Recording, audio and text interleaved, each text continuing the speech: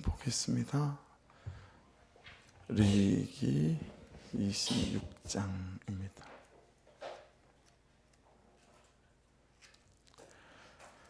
레위기 26장 39절까지 27절부터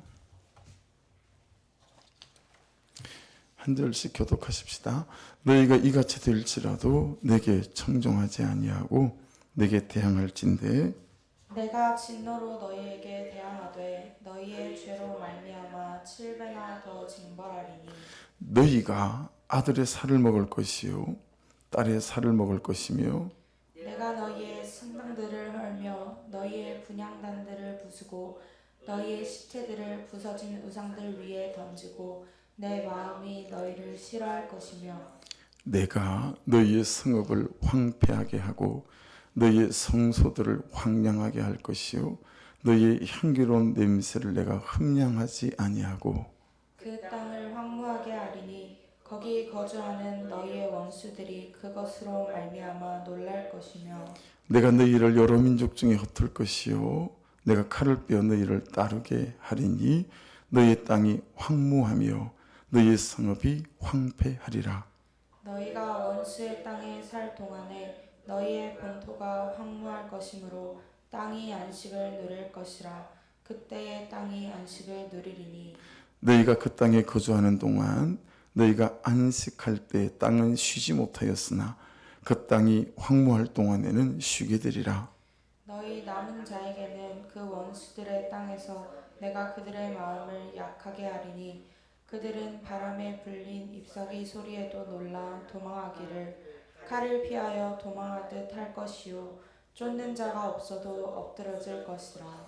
그들은 쫓는 자가 없어도 칼 앞에 이승같이 서로 짓밟혀 넘어지리니 너희가 원수들을 맞설 힘이 없을 것이요 너희가 여러 민족 중에서 망하리니 너희의 원수들의 땅이 너희를 삼킬 것이라. 같이 읽습니다.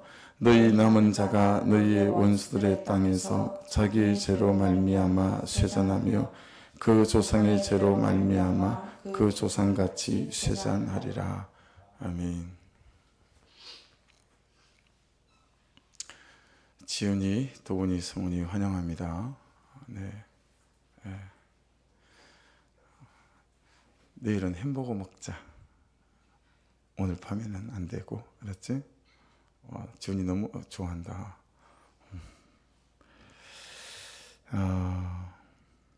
저기 1층에서 2층 올라오실 때 옳고 그름에 잣대 이렇게 지금 초안 잡아놓은 거 보셨죠? 그게 이제 예를 들려고 저도 예를 3개를 갖다 붙여야 되는데 좀 시간이 없어서 그래서 거기 붙어 있는 거 보면 지금 현재는 3개인가 붙어 있을 거예요. 그래서 그 옳고 그름의 잣대를 끝내기 원함도 있고 정말 거기 써여 있는 대로 내 관계를 망하게 하고 내 가정을 망하게 하고 또 내 인생을 망하게 하는 옳고 그름, 이게 키워드 같아요. 키워드. 네, 키워드. 그래서 이게 건드려지지 않으면 이게 방아쇠 같아요. 네, 이 방아쇠 같은 옳고 그름, 이게요 그냥 방아쇠가 되어져서 계속 지적하고 자기 옳고 그름을 드러내고 자기 주장을 드러내고 입 닫을 줄도 모르고 계속 또 자기 고집을 말하고 그러다 보니까 용납하고 용서하고 이런 것들도 안 되고 그러는 것 같아요. 그래서 쭉 살펴보면서 이거부터 좀 적용을 해보고 싶어서 저렇게 벽에다가 조미료 일단 해놓고요 이렇게 붙이면 저걸 조금 더 정돈되게 제작을 해보려고 합니다. 그리 하시고 이제 주일도 강구하고 하겠지만 주일날 특별히 이제 목장 또 화요일이나 수요일 같은데 주중 목장 교회 사시는 분들은 목장별로 그 시간에 쓰는 시간을 꼭 좀 만드셔서 뭐 하나밖에 없는 사람은 하나만 갖다 붙일 수도 있겠지만 그거 보면 뒤에 양면테이프가 다 되어 있어요 작업이. 그래서 그냥 쓰시고 양면테이프 쭉 찢어서 딱 붙이면 되게 돼 있거든요. 끊어내고 싶은 옳고 그름의 죄. 그래서 제가 제일 먼저 붙이고 싶은 건 저 같은 경우에는 병든 열심으로 못마땅해 하는 옳고 그름의 잣대. 옳고 그름의 죄. 그걸 제일 먼저 제가 붙이고 싶어 하는 거거든요. 그래서 그런 거 그런 것들을 이렇게 옳고 그름의 잣대를 해서 거기다 좀 이렇게 붙여 놓으시면 이름을 안 쓰기 때문에 누가 누군지 모르잖아요. 그래서 아주 굉장히 막 딴짓하고 있는 그런 분들이 있으시잖아요. 그런 분은 밤중에 몰래 와서 붙이고 가시기를 바랍니다. 몰래 와서 아무도 모르게 하나님 저는 딴집 살림하고 있는 이 옳고 그름 이런 거 있잖아요. 이런 거 밤에 아무도 모르게 살짝 붙여가면 아무도 모르니까 이제 그렇게 붙여 놓으시면 저걸 컴퓨터 작업해가지고 새로 작업을 할 때는 진짜 누군지 모르겠죠. 근데 오며 가며 예배실에 오며 가며 할 때마다 하나님 저 옳고 그름의 잣대 저게 끊어지게 도와주십시오. 올라오실 때 기도하시고 내려가실 때 기도하시고 그렇게 하면서 정말 우리 교회 안에 성도들 안에 제 안에 있는 모든 옳고 그름의 잣대가 좀 밝히 드러나서 그것들이 힘을 잃는 은혜가 있기를 주의 이름으로 축복합니다. 그렇게 또 한 걸음 한 걸음 좀 나아가고 싶습니다. 할렐루야. 네, 밥들을 안 드셨는지, 여러분들도 햄버거를 사드려야 될지 이렇게 대답이 힘이 없었어요. 자, 좌우로 보면서 인사합시다. 할렐루야. 네, 아멘, 아멘. 네. 27절하고 28절 보십시다. 성훈아, 이렇게 쉽게 잘 해볼게. 잘 한번 봐봐. 자, 27절, 28절 보십시다. 너희가 이같이 될지라도 우리 앞에서 계속 진행해왔기 때문에 벌써 여러분 한 번, 두 번, 세 번, 네 번째 이 말씀이 다섯 번째인가요? 너희가 이같이 될지라도 내게 청종하지 아니하고 내게 대항할진대. 대항 동그라미입니다. 내가 진노로 너에게 대항. 또 이제 위에 건 이스라엘 백성들이 하나님에게 또는 우리가 하나님에게 대항하는 것이고요. 28절에 내가 진노로 너에게 대항하되 이건 하나님께서 우리에게 대항하시는 거죠. 대항하되 너희 죄로 말미암아 7배나 더 징벌하리니 그렇게 말씀합니다. 자, 대항이라고 하는 캐리라고 하는 이 단어는 레위기 26장에만 7번 쓰여지는 이제 그런 단어이거든요. 그래서 조금 이 대항한다라는 이 단어를 쉽게 좀 캐리한 단어를 풀면 들을 마음도 없고 순종할 마음도 없고 이게 훨씬 더 좀 더 정확한 의미가 전달되는 것 같아요. 순종할 마음이 없어요. 그리고 들을 마음도 없어요. 뭐 그러든가 말든가 뭐 그런 거죠. 말씀? 그거 뭐 별거 있나? 하나님? 예배? 기도? 큐티? 뭐 별거 없던데 아무런 기대가 없는 거예요. 이 대항한다라는 의미는 아무런 기대가 없는 거예요. 이 말은 결국 여러분 이 말 아니겠습니까? 하나님 거 별거 없던데 이런 식으로 말할 수 있죠. 그렇고 말씀에 비춰볼 때 비약은 아닌 것 같아요. 그러니까 이런 거죠. 자, 듣는데 안 들리는 것하고 완전히 달라요. 들리는데 안 믿어지는 것하고도 완전 다릅니다. 안 들리는 그 이전의 마음이고요. 그리고 안 믿어지는 훨씬 이전의 상태입니다. 어쩌면 들으려고 하지도 않고 믿으려고도 하지 않는 그 앞에 있는 그런 것들이에요. 여러분 결국은 잘 생각해 보십시오. 지금 어떤 사람이 이렇죠? 그냥 뭐 별거 있나? 뭐 굳이 듣고 싶어 하지도 않고 굳이 들을 마음도 없고 뭐 기대 있는 거 없어요. 없어요. 여러분들 정직하게 객관적으로 천천히 한번 잘 뜯어보십시오. 여러분 이 말씀 앞에서 보면 어쩌면 있잖아요. 내가 하나님을 모르는 사람일 수 있겠다. 내가 하나님을 안 만난 사람일 수도 있겠다. 내가 하나님을 안 믿는 사람일 수도 있겠다. 내가 하나님하고 아무 상관이 없는 사람일 수도 있겠다. 여러분 하나님을 믿는다면 그분을 안다면 그분을 만난 사람이라면 여러분 어떻게 안 들으려고 하고 안 믿으시게 되어지고 그렇죠? 하나님에 대한 기대를 하지 않겠어요. 그 사람에 대해서 이 문제에 대해서 내 삶의 여러 공고함들에 대해서 여러분 어떻게 하나님에 대한 기대가 없이 몰라 뭐 어제는 오늘 같을 것이고 또 내일은 오늘 같을 것이고 여러분 이게 그냥 믿음이 없어서 그렇지 내가 은혜가 떨어져서 그렇지 이렇게 치부하지 마시고요. 면밀히 여러분 다른 사람이 그렇게 말하면 기분 나쁘니까 우리 각자에게 그런 질문을 던져보는 거죠. 예. 내가 하나님을 모르는 거 아닐까? 혹시 내가 하나님을 안 믿는 거 아닐까? 이런 거죠. 그러니까 여러분 25장 44절 또 46절에 나왔던 44절에는 종이라는 단어가 나왔고 46절에는 이방인이라는 단어가 나왔었잖아요. 그걸 우리가 어떻게 정리했습니까? 하나님 밖에 있는 자, 그리고 은혜 밖에 서 있는 자, 그리고 하나님을 찾지 않는 자, 알지만 순종하지 않는 자, 여전히 옳고 그름의 잣대로 판단하고 정죄하고 비판하는 자, 은혜를 구하지 않는 자 이렇게 정리하지 않았습니까? 여러분 그럴 수 있다는 거예요. 예, 그럴 수 있다는 거. 하나님에 대한 일절 기대가 없어요. 예. 지금 여기서는 오늘 본문에서는 비 오는 날 우산을 챙기는 것보다 더 하나님을 챙기지 않는, 기대하지 않는 그냥 하나님이 내 인생의 고려사항이 아니에요. 없는데 어떡하지? 하나님 고려사항이 아니에요. 예. 그래서 여러분 예수등단에서 재정의 원칙을 제가 배울 때 성경의 본문들을 가지고 이렇게 배웠어요. 하나님이 감동 주실 때 역사하실 때 없다고 안 하는 것 아니고 아무리 재정이 있어도 하나님이 말씀하지 않으시면 재정을 쓰지 않는 거다. 재정이 있고 없고 중요하지 않다라는 거죠. 하나님께의 뜻이 어디에 있는가 이게 훨씬 중요하다라고 하는 거죠. 오늘 이 본문의 사람들은 그런 사람들인 거예요. 그냥 하나님이 고려 상황이 아니에요. 네. 여러분 혹시 우리가 그렇지 않을까?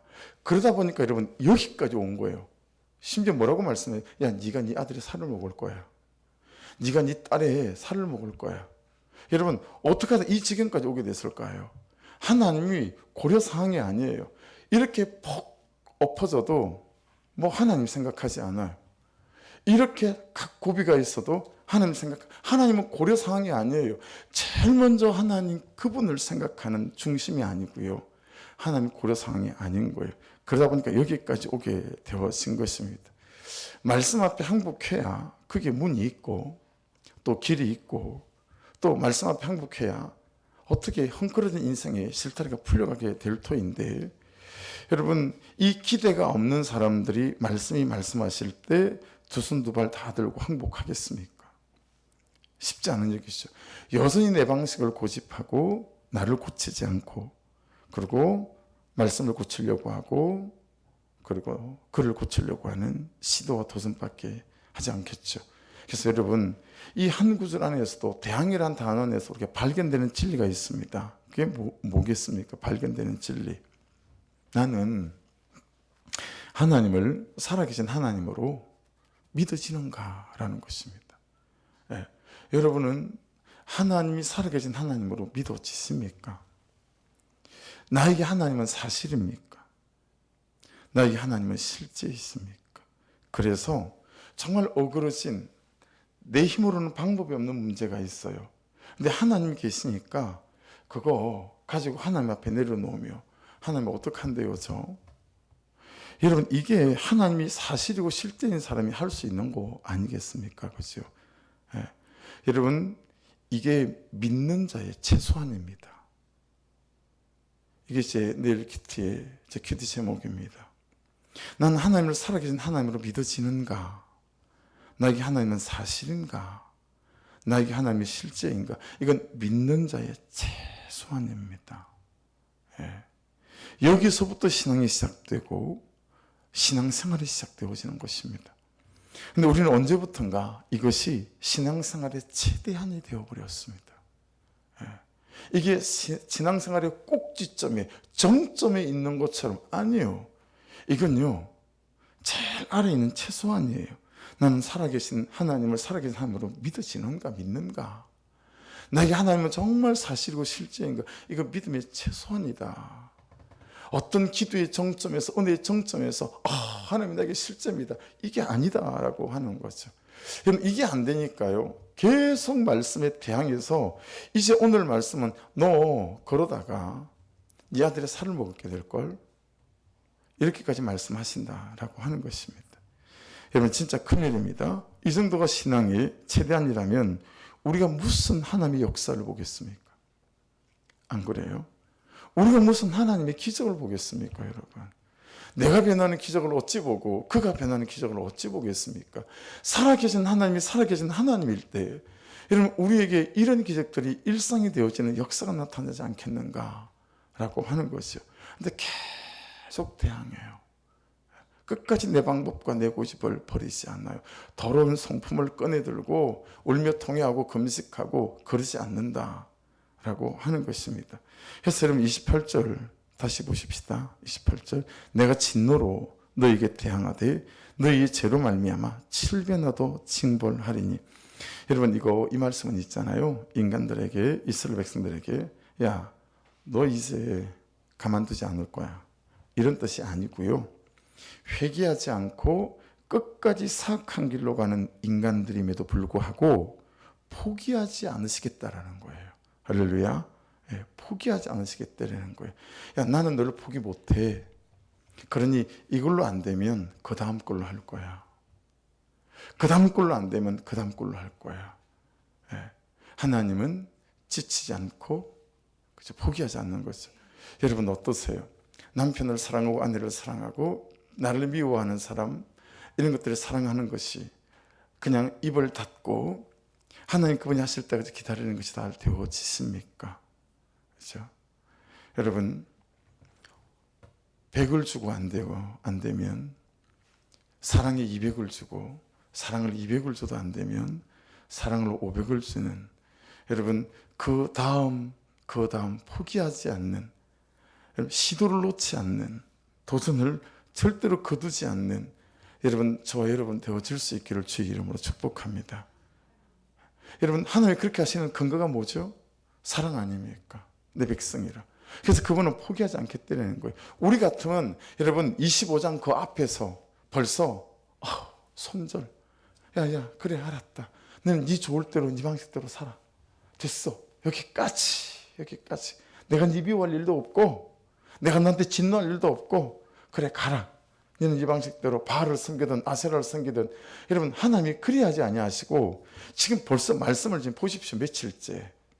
또 그 다음. 왜요? 하나님은 회개하지 않고 끝까지 사악한 길로 가는 인간들임에도 불구하고 포기하지 않으신다. 어떤 징계를 통해서라도 돌아오도록 하시겠다라고 하는 하나님의 의지와 결단입니다. 그렇죠? 그래서 간혹, 물론 저도 그러니까 그러지만,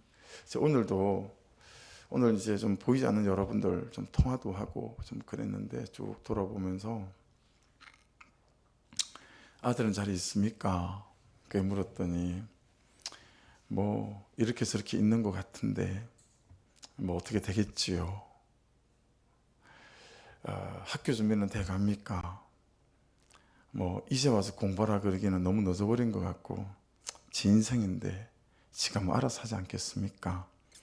제가 잘 하는 말이고 해오던 말이고 앞으로도 할 말이고 여러분들에게도 마찬가지고요. 그렇지만 여러분, 그런다고 해서 우리가 자식에 대한 애정이 없는 건 아니잖아요. 그렇죠? 어떻게든 돕고 싶고 또 잘 됐으면 좋겠고. 근데 여러분, 어떤 분들은 진짜 포기한 부모들도 있더라고요. 내려놓은 부모들도 있는 거예요. 몰라요, 지가 지 인생.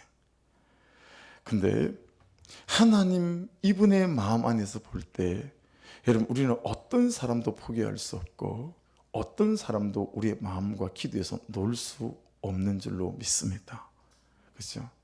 그러니 여러분, 하나님께서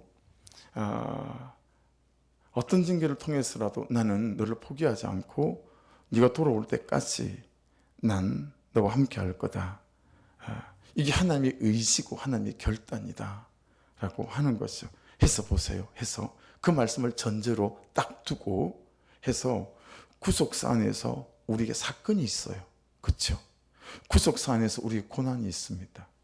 하나님의 구속사 안에서 우리에게 환난이 있습니다. 여러분 해서 그리 보면 구속사 안에서 믿는 자에게 환난과 고난과 가난과 사건과 사고들은 저주도 아니고 실패도 아닙니다. 할렐루야. 하나님께서 넌 내 거야. 그래 나는 널 놓을 수가 없어. 라고 말씀하시는 하나님이 확인 도장 찍어주는 일들이 아닐까라고 생각하니 이리 엎어지고 저리 엎어지며 이런 고난 또 저런 시련 앞에 제가 노출되었던 사건들을 돌아보며 또 노출되어지는 그런 사건들이 닥쳐올 때마다 여러분 그 모든 사건들 앞에 하나님의 구속사로 해석하고 그리고 나를 사랑하시는 하나님 그분의 포기하지 않으시는 확인 도장이다 라고 생각하시면 여러분 어떤 자리에서든 다시 불끈 일어날 수 있는 소망이 되어질 줄 믿습니다. 그래서 29절이 그렇게 해석되면 돼요.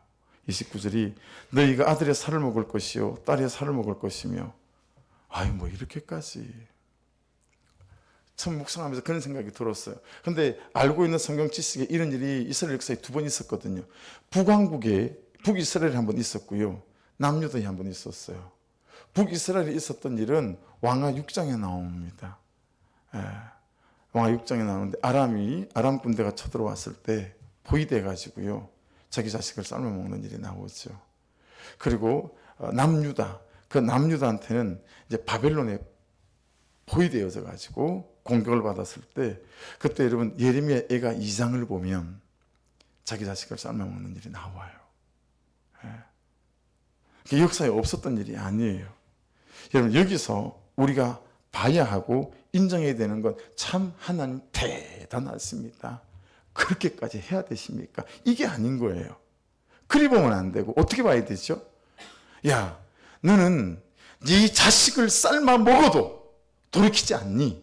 그럼 그들이 돌이키지 않고 자식을 삶아 먹잖아요. 그렇죠? 그리 봐야 되는 거예요. 나의 죄성과 나의 악함. 이게 지금 여러분 저와 여러분의 현주소 아닙니까? 여러분 얼마나 사악한지 여러분 스스로 깨달으십니까? 여러분 이 갈등, 이 다툼, 이런 여러 공고함, 사랑하지 못함, 여러분 이거 충분히 말씀 안에서 여러분이 어떻게 해야 되는지 알지 않으십니까? 근데 왜 그렇게 하지 않으십니까? 이게 저의 사악함이고 여러분의 사악함이라는 거예요. 그거 끊어내라고 말씀하신 지 꽤 되지 않았어요? 야, 그렇게 시간을 쓰고 그렇게 네 인생을 쓰는 거, 낭비하는 거 나 참 힘들다 진짜. 하나님이 말씀하신 지 꽤 오래되지 않았나요? 근데 여전히 그 삶을 붙잡고 있잖아요. 여전히. 그는 나보다 옳도다가 아니라 하나님 아무리 생각해도 저는 그보다 옳습니다. 그럼 이 아집과 고집 가운데 붙들려 있지 않습니까? 그 결국의 끝이 내 새끼를 내가 솥에 넣고 삶아야 하는 이 지경이 이르렀다라고 하는 이 죄성, 이 불순종, 이 사악함, 이걸 지금 말씀이 우리가 말씀하고 있는 거예요. 이 지경이 될 때까지 이 지경이 되어도 회개하지 않는 너를 어떻게 하면 좋니 도대체? 그 말씀인 거예요. 여러분 어떤 사람들은 와 너무하신다 이렇게까지 할 거 있나 라고 보겠지만 여러분 28절을 다시 보십시오. 너희의 죄로 말미암아 7배나 더 징벌하느니 말씀을 잘 보십시오. 너희의 죄로 말미암아 나는 네가 싫고 네가 꼴보기 싫다 너라는 인간이 이게 아니죠. 너희의 죄로 말미암아 잘 아시는 거죠. 하나님은 한편으로는 공의의 날개가 있으시고 한편으로는 사랑의 날개가 있으시고 이 공의와 사랑의 날개로 우리를 통치하시고 세상을 통치하지 않으시겠습니까? 그렇죠? 근데 또 다르게는 이렇게 볼 수도 있어요. 그래서 그 공의 때문에 이렇게 하시는 거죠. 근데 여러분 다른 편으로 보면 28절을 다시 보십시오. 너희 죄로 말미암아 7배나 더 징벌하리니 어떻게 볼 수 있어요? 여러분 죄가 가진 메커니즘이 있어요. 기계적인 불순종이 가진 기계적인 메커니즘이 있어요. 쉽게 예를 들면 이런 거죠. 자, 영하 20도예요, 바깥이. 근데 여러분 그 20도 한겨울에 반팔에 반바지로 양발도 안 신고 맨발에 여러분 2시간을 서 있는다. 그럼 여러분 서서히 기침을 하겠죠. 그 다음에는 여러분 훌쩍거리면서 콧물 흐르지 않을까요? 열이 나겠죠. 그리고 금방 감기에 걸리겠죠. 여러분 그 20도나 되는 그 바깥에 서 있으니 자연스럽게 추위라고 하는 메커니즘에 의해서 기침도 하고 콧물도 오르고 감기도 하고 열도 나고, 이게 추위가 갖고 있는 메커니즘이지요. 여러분 하나님께서 선포하신 말씀의 메커니즘이 있어요. 네. 저와 여러분이야 했던 말도 주워 담을 수 있잖아요. 그렇죠? 말을 했는데 원칙을 세웠는데 그게 내 새끼인 거죠. 그래서 여러분 구전대 내려오는 말에 그런 말이 있잖아요. 청나라가 프랑스에 먹히고 일본에 먹히고 미국에 먹히고 그럴 때 유럽에서 중국에 와서 뭘 많이 좀 팔아먹으려고 왔는데 와서 보니까 팔아먹을 게 없고 사갈 것밖에 없는 거예요. 그래서 그들이 인도에다 동인도 회사를 세우지 않습니까? 세계사잖아요. 실제 있었던 세계사. 그래가지고 여러분 중국 상해를 중심으로 이 해안가 그 길을 훑어서 약간의 내륙까지 여러분 비단 사가고 뭐 사가고 하면서 여러분 이 동인도 회사에서 중국 사람한테 팔아먹은 게 뭔지 아시죠? 마약이었습니다. 마약. 이렇게 있다가는 이게 나라를 잃고 어쩌고는 두 번째 문제고, 이 청나라 모든 백성이 전부 다 마약쟁이들이 될 것 같은 거예요. 그래서 저는 청나라 황제가 결단을 내렸어요. 이 시간 이후로 마약을 하면 두 눈을 뽑아버리겠다. 아주 극단적인 포경을 내립니다. 근데 이렇게 마약이 청나라 안에 활개칠 수 있었던 건, 여러분 청나라는 내시 중심의 정치를 많이 하잖아요. 이 황실 안에 내시들이요, 이 영국 상인들, 프랑스 상인들, 네덜란드 상인들, 이 사람들에게 수없이 돈을 받아 먹은 거예요. 그러니 황제가 이 포고령을 거두게끔 해야 되겠는 거예요. 황제가 자식이 많으니까 자식 중에서 아끼는 자식들이 누구지? 다시 데이터를 내가지고 그 중에서 마약을 하고 있는 왕자를 한 명 골라가지고 제일 먼저 잡아왔다는 것 아니겠습니까? 황제폐하. 이 황제폐하 아끼시는 이 왕자가 마약하는 걸 고발이 들어와서 잡았습니다. 여러분 황제의 마음이 어땠을까요? 여러분 이때 황제 같으면 내 새끼라 봐줄 수 있죠. 우리나라 다 정치하는 사람들 대통령 되고 뭐 되고 다 그렇게 하잖아요. 그죠? 돈 많은 사람 다 그렇게 하잖아요. 다른 새끼는 안 봐줘도 내 새끼는 다 뒤로 빼돌려서 군대 안 가게 만들고 다 그러잖아요. 근데 여러분 이 청나라 황제가 생각해 보세요. 그냥 봐주면 이제 나라가 절단날 판이고, 그러고 두 아들의 눈을 뽑을 수가 없는 거예요. 그래서 황제가 어떻게 하냐면 아들이 한쪽 눈을 뽑아요. 그리고 한쪽 눈은 자기 눈을 뽑습니다. 아들의 눈을 뽑은 건 공이고 자기 눈을 뽑은 건 사랑이에요. 우리 하나님이 독생자 예수를 우리에게 주신 건 그 사랑인 거예요. 근데 이 죄의 메커니즘이 우리를 망하게 만드는 거예요. 그래서 너희의 죄로 말미암아 7배나 더 징벌하겠다. 우리로부터 죄를 끊어내고 싶으신 거예요. 할렐루야. 그 은혜와 구속의 은총이 예수 그리스도와 십자가를 통해서 우리에게 드러나게 되어진 거다라고 하는 것입니다. 여러분 기억하셔야 됩니다. 하나님은 선포된 말씀이 있기 때문에 그 선포된 말씀의 불순종이 계속되어지게 되면 여러분 그 죄가 가진 메커니즘 자체가 여러분 우리를 곤고하게 만든다라고 하는 것입니다. 그런 29절 말씀을 잘 읽고 묵상해야 되겠죠. 그래, 그런다 말이지. 끝까지 하고 싶은 대로 하면서 나에게 대항하고 내 말씀에 불순종하겠다 이거지. 좋다. 그럼 어디 내가 누군지 본때를 제대로 한번 보였으면 네가 이기나 내가 이기나 한번 해보자. 여러분 그런 말씀이 아니라는 거예요. 죄인된 우리 삶의 결국을 말씀하시는 거예요. 예, 너 계속 이렇게 가면, 너 돌이키지 않는다면, 너 회개하지 않는다면 너희는 급기야 네 아들을 삶아 먹고 너희 딸을 구워 먹어야 하는 지경에 이르게 될 거다 라고 말씀하시는 거예요. 얼마나 여러분 불순종에 대한 경각심이요 죄에 대한 경각심인지 모르는 그런 말씀이죠. 그러니 이렇게 기억하시면 돼요. 죄에는 값이 있어요. 그러니 예수께서 여러분 돌아가실 때 테텔레스타에 내가 다 갚았다 그랬어요. 내가 모든 죄의 값을 치루었다 그랬어요. 여러분 죄에는 값이 있고요. 그 죄의 값에 내가 당하게 될 수밖에 없고요. 그리고 그 죄의 값을 내가 치를 수밖에 없게 된다라고 하는 거예요. 여러분 그래서 참 이런 것이 아마 반복해서 나눠서 나쁠 건 없긴 하지만 그냥 좀 지나가죠. 그러니까 우리 이틀 전 새벽 예배 때 나눴던 말씀인 것 같아요. 예수님 오기 전에 우리는 무엇에 팔렸는가? 로마서 6장 6절 말씀에 근거해서 우리가 전부 다 그렇죠? 죄에 팔렸다. 로마서 7장 14절 죄에 팔렸고 죄에 팔리면 우리가 누구의 종로로 타나? 죄의 종로로 탄다. 그렇죠? 죄의 종로로 타면 인간의 결국은 뭐죠? 사망이다. 예. 그래서 죄의 새끼 사망이라는 말은 무슨 뜻이었어요? 사망이 왕노로 탄다 라는 뜻이었고, 그리고 사망한 다나토스는 우리가 육신이 죽는 것도 사망이지만 살아있으나 죽어있는 이 상태도 다나토스라는 사망의 범주 안에 속한 것이니까 감사도 없고 감격도 없고 기쁨도 없는, 소망도 없는, 슬픔이 왕노릇하고 판단이 왕노릇하고, 그죠?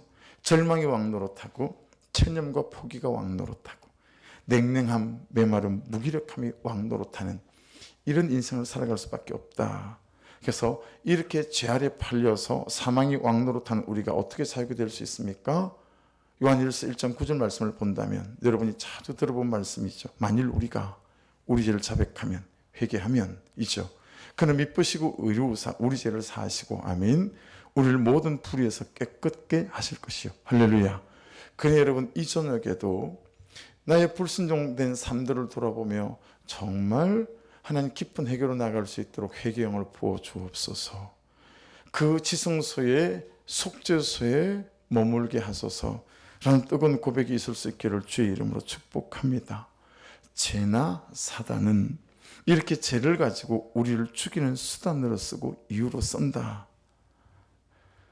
그래서 39절 오늘 말씀이 제일 밑에 거, 너희 남은 자가 너희의 원수들의 땅에서 자기의 죄로 말미암아 세잔하며 그 조상의 죄로 말미암아 그 조상같이 세잔하리라. 그렇게 말씀합니다.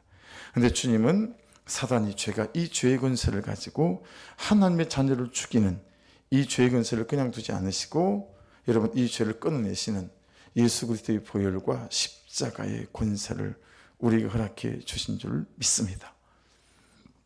그래서 여러분 30절부터서는 하나님이 하시는 것 12가지가 나와요. 목록을 다 좀 만들어야 되죠. 산당들을 헐고 분향단들을 부수고 시체들을 부수는 우상단을 세우고, 네 번째 내 마음이 너희를 싫어할 것이고, 다섯 번째는 31절 그렇게 쭉 하면요 9절까지 33절까지 너희의 성읍이 황폐하리라까지 12가지 정도가 나와요. 그런 다음에 여러분 34절부터는 하나님이 너희를 여러 민족 중에 흩어서라고 말씀합니다. 흩어버린대요. 예. 여러분 그들을 바벨론에 흩어버렸죠. 여러분 우리는 있잖아요. 사랑을 흩어버릴 수 있어요. 기쁨을 흩어버릴 수 있고 재정을 흩어버릴 수 있어요. 예. 재정, 건강을 흩어버릴 수도 있어요. 예. 우리에 맞도록 우리의 형편에 따라 우리를 흩으실 수 있다라고 하는 거죠. 34절 볼까요? 너희가 원수의 땅에 살 동안에 너희의 본토가 황무할 것이므로 땅의 안식을 누릴 것이라. 그 땅의 안식을 누리리니 35절 너희가 그 땅에, 이 그 땅이라는 건 바벨론의 포로로 잡혀가 있는 걸 말하는 거예요. 너희가 그 땅에 거주하는 동안 너희가 안식할 때에 땅은 쉬지 못하였으나 그 땅이 황무할 동안에는 쉬게 되리라. 이게 이런 무슨 땅에 대한 말씀인데 무슨 말씀인지 언뜻 이해가 되지 않으시죠? 여러분 이스라엘 백성들의 불순종 가운데는 어떤 항목이 있었냐면 매 7년마다 25장에 나왔었어요. 매 7년마다 휴경, 농사를 짓지 말라는 거예요, 땅에. 여러분 이것은 지금도 통하거든요. 자꾸 그 땅에다 같은 작물을 심으면 땅이 산성화되어져서 열매가 좋은 열매가 나오질 않아요. 그래서 이 땅을 산성인 걸 알칼리성으로 바꿔야 되거든요. 농부들도 이건 알아요, 다 시골에. 그래서 여러분 올해 이 밭에 토마토를 심었으면요, 내년에는 저 밭에도 토마토를 심고 이 밭에는 감자를 심어요. 이렇게 돌아가면서 심어야 되거든요. 같은 밭에 계속 같이 심으면 소출이 좋게 나오질 않아요. 그래서 하나님이 7년마다 그 밭에 심지 말라 그랬어요. 농사 짓지 말아라. 근데 여러분 한번 생각해 보세요. 하늘 농사를 짓지 말라고 하는 말인데 그 당대를 살던 그들이나 이 시대를 사는 우리들이나 어떠세요? 이 경제 논리에 우리는 순종하는 사람들이니까, 그렇죠? 어떻게 놀리겠어요? 없던 땅도 만들어서 농사를 지어야 될 판국인데 우리가 그렇게 이 경제적인 논리에 예민한 사람들 아니겠습니까? 그러니 땅을 놀리라 그러니까 놀리지 않았어요. 계속 농사 짓는 거예요. 그것도 불순종의 한 항목이었어요. 우리는 심어 거두는 것이 나에게 달리고, 여러분 나 열심히 달려 있고, 그렇죠? 그런 것 같지만 말씀은 심어 거두게 하는 것이 하나님께 달렸다라고 말씀하고 있는 것이죠. 그러니 여러분 휴경, 야 심지 마라 그러면 심지 마시고요. 그냥 그 돈의 욕심에, 부유함의 욕심에 우리가 그러지 않아야 되겠다. 여러분 우리는 내 땅 하잖아요. 시간도 내 땅이고 삶도 내 땅이고 직장도 내 땅이고, 근데 하나님은 그 땅이 다 하나님의 땅이라고 말씀하시는 거예요. 그러니 하나님의 땅은 하나님의 방식으로 농사를 지어야 된다는 것입니다. 할렐루야. 여러분 하나님의 땅은 하나님의 방식으로 농사를 지어야 됩니다. 그런데 우리가 하나님의 땅을 내 방식으로 농사를 지으니 뭐가 되겠습니까? 나무를 심고 거름을 안 주고 나무를 심고 농약을 줄 사람이 우리 중에 누가 있겠어요? 그렇죠? 근데 우리는 나무를 심고 농약을 주는 사람 같다라고 하는 거죠. 내 인생의 땅을, 내 인생의 농사를 내가 망치는 것입니다. 여러분 은혜는 땅의 의미가 무엇입니까? 터전입니다. 터전. 우리 삶의 터전이잖아요. 그들에게도 그렇고. 그러니까 여러분 이런 거예요. 보세요. 이 남유다 백성들이 땅을 그렇게 만들지 않으니까 이들이 포로로 잡혀갔잖아요. 그동안에 이 땅을 하나님께서 안식하게 만들어서, 왜요? 너희들이 돌아왔을 때 다시 이 땅에서 놀라운 농사가 되고 소출이 될 수 있도록 하나님께서 이 땅을 그렇게 보존하시고 지키시고 안식을 주셨다라는 의미의 말씀이 오늘 이 말씀이에요. 이걸 적용해 보게 되면 대단히 은혜가 되어서요. 범죄했잖아요. 그리고 여러분 포로로 잡혀가서 종노릇 노예노릇 하잖아요. 근데 여러분 그게 끝이 아니더라는 거예요. 하나님의 예비하심은 어디에 있어요? 네가 회개하고 돌아올 때 다시 농사를 지을 수 있도록 땅을 예비하고 계신 거예요. 할렐루야. 이게 참 은혜죠. 어떻게 이런 말씀들이 있을 수 있을까요? 처음에는 말씀이 낯설었는데 그 말씀을 묵상하면서 깨닫고 보니 이야 참 범죄에서 잡혀가 있는데 하나님은 돌아올 날을 기억하면서 다 터전을 준비하고 있는 거예요. 사람을 준비해 놓고 있고. 여러분 엎어진 것이, 불순종한 것이 우리의 끝이 아니고 회개하고 돌아가 하나님이 예배해 놓으신 그 터전에서 더 놀랍게 주님을 영화롭게 하는 인생으로 세워져 가는 은혜가 있기를 주의 이름으로 축복합니다. 그러니 한번 따라해 보십시오. 회개하고 돌아오기만 하면 될 일이다. 할렐루야. 회개하고 돌아오기만 하면 될 일이에요. 그럼 하나님이 딱 예비하고 계신 거예요. 이렇게 보면 바벨론으로 포로로 잡혀간 게 망하게 하려고 하는 게 아니죠. 살리려고 바벨론의 포로로 보내신 거예요. 할렐루야. 살리려고 보내신 거예요. 다시 이렇게 세우려고, 다시 온전한 하나님의 백성으로 이렇게 세우시려고 바벨론에 보내신 거예요. 그렇게 생각하면 여러분 엎어지고 안 엎어지고 되고 안 되고 우리 안에 무슨 소용이냐고. 이게 다 구속산에 있는 하나님 그분의 역사 아닙니까? 할렐루야. 잘 돼도 할렐루야, 못 돼도 할렐루야, 범죄에 엎어져 자빠져도 할렐루야. 왜냐하면 범죄하고 엎어지고 자빠지는 그 사건을 통하여 다시 새롭게 깨끗하게 살아보라고, 그죠? 바벨론 땅에 두시고 하나님은 이 땅을 예비하시고. 그러니 여러분 하나님의 구속상에서 버릴 건 하나도 없습니다. 이것은 없을 일이다. 아니요, 있어야 될 일입니다. 있어야 될 일입니다. 그게 너무 은혜로 깨달아지는 거예요. 36절 보십시오. 살아남은 자들이, 남은 자가 나오는데 중간쯤에 내가 그들의 마음을 약하게 하리니. 왜 약하게 하실까? 질문해 보시면 돼요. 바람에 불리는 잎사귀 소리도 막 놀란대요. 왜 그렇게 하실까? 39절을 가보십시오. 자기의 죄로 말미암아 쇠잔하며 그 조상의 죄로 말미암아 그 조상 쇠잔하리라. 여러분 이렇게 하시는 이유가 뭐겠어요? 너무 이제 마음이 약하게 만들어요. 그냥 기댈 데도 없고 단돈 100원을 빌려달라고 손 벌릴 데도 없고 그냥 형편이 너무 공공하게 됐어요. 왜요? 탕자를 생각해 보세요. 네. 아버지 돈 가지고 잘 먹고 잘 살았는데 다 허랑방탕하게 보내고 나중에는 어떻게 되죠? 돼지 쥐염 열매도 배부르게 먹을 수 없는 처지가 되죠. 쇠잔하게 되어졌죠. 그때 탕자에게 일어난 일이 뭐예요? 자기를 보기 시작합니다.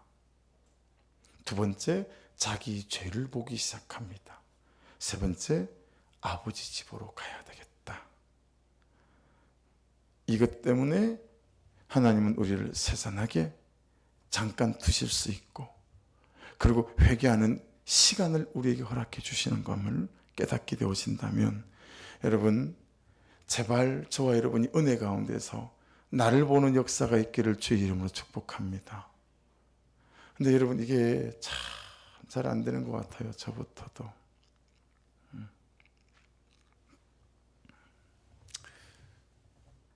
한 두어 분이 목사님 하시는 게 너무 맛있으신 것 같은데 이걸 좀 나누면 목사님이 좀 더 힘을 쏟아야 될 때 쏟으시지 않을까요? 그래서 제가 어제는 내가 하고 있는 일들을 간사님한테 다 한번 자기가 보는 견제서 한번 적어보라 그랬어요. 그랬더니 제가 하고 있는 걸 다 적어서 저에게 보냈더라고요. 그래서 제가 그걸 이제 보는 거죠. 그러니까 여러분, 야 이걸 다 내가 해야지 누구한테 맡겨야 되나 이걸 뭐 이런 생각이 드는 거죠. 그런 걸 또 제가 보면서 또 깨닫는 거예요. 참 내가 나를 잘 못 본다. 여러분 나도 나를 못 보니 내 죄를 보는 건 더 힘들죠. 그래서 여러분 오히려 엎어지고 자빠질 때 아멘 할렐루야 하시고요.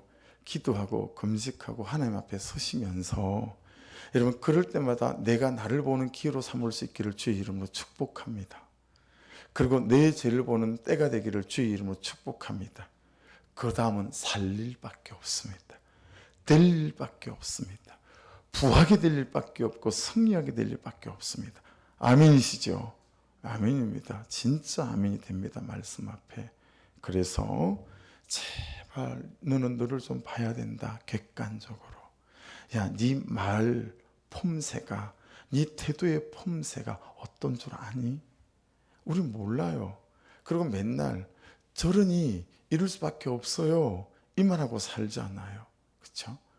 여러분 내가 보이고 내 죄가 보여서 하나님하고 엎드려 회개할 그 일만 있게 된다면 그래서 여러분 한번 따라해 보십니다. 동의가 되면 계속 붙잡으시고 동의가 안 되면 안 붙잡으셔도 돼요. 나에게 따라할 때 따라하셔야 자식을 삶아 먹지 않는 일이 생깁니다. 취소. 하나님. 따라해보세요. 나에게 가장 좋은 환경은 계속 이렇게 하실 거예요. 좀 더 큰 목소리로. 전 지금 좀 힘이 없어요. 나에게 가장 좋은 환경은 내가 나를 볼 수 있는 나의 죄가 보이는 환경이다. 할렐루야. 동의하십니까? 그때는 맞을 때입니다. 가난할 때입니다. 엎어질 때입니다. 누구에게 지어 박힐 때입니다. 누구한테 지어 박히고 엎어지고 자빠져서 코피를 철철 흘려야 내가 나를 보는 가장 좋은 환경이 된다 라고 하시니 필요하시면 저를 찾아오시면 제가 코피를 내드리겠습니다. 그래서 제발 여러분 저도 여러분도 내가 나를 보고 내 죄를 보는 그보다 더 좋은 환경은 없습니다. 아우 뒤에 산이고 앞에는 물이고 마트도 가깝고 집이 너무 좋네. 아니요, 그 좋은 환경 아닙니다. 그렇죠? 기도하십시다. 반주 좀 해주시겠어요?